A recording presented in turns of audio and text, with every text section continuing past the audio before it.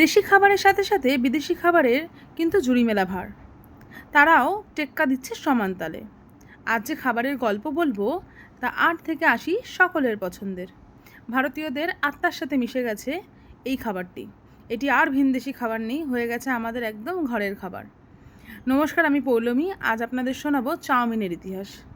৪,০০০ বছর পূর্বে চীন দেশে সৃষ্ট খাবার এই চাউমিন। ২০০৫ সালে প্রত্নতাত্ত্বিক একটি দল চীন দেশের লাজিয়া শহরে যায় কিছু প্রত্নতাত্ত্বিক খনন কার্যের জন্য। খননের শেষে বিশেষ জিনিসগুলোর সাথে পাওয়া যায় একটি মাটির পাত্র, এবং মাটির পাত্রে ছিল কিছু অবশিষ্ট নুডলস। এটা পরীক্ষা করে জানা যায় এটির বয়স প্রায় ৪,০০০ বছর। যে নুডলসগুলি পাওয়া যায় তাকে বলা হয়েছিল লামিয়ানের অনুরূপ। লামিয়ান হচ্ছে চাইনিজদের তৈরি প্রথম নুডলস। এখন যেমন নুডলস তৈরি হয় গম থেকে উৎপন্ন হওয়া ময়দা দিয়ে, তখন কিন্তু গম থেকে তৈরি হতো না, হতো বাজরা থেকে।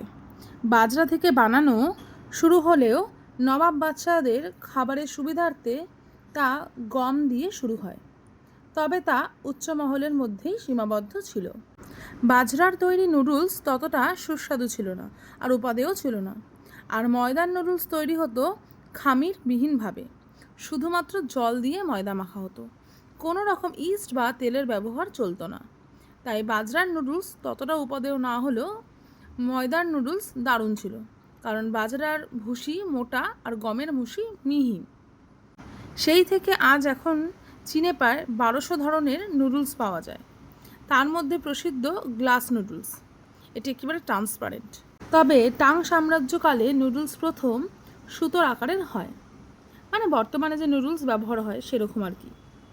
আর ইউয়ান রাজত্বকালে হাক্কা নুডলসের সৃষ্টি হয়। আর আগে সবাই গ্রেভি নুডলসই খেত, আর সময়ের সাথে সাথে তা বৌদ্ধ সন্ন্যাসীদের হাত ধরে চলে আসে ভারতে।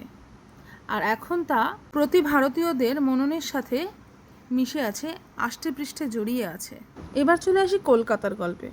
কলকাতার নানান ফুড স্টলে, রাস্তার ধারে এবং বড় বড় রেস্টুরেন্টে সব জায়গায় এই চাউমিন ভীষণ প্রসিদ্ধ।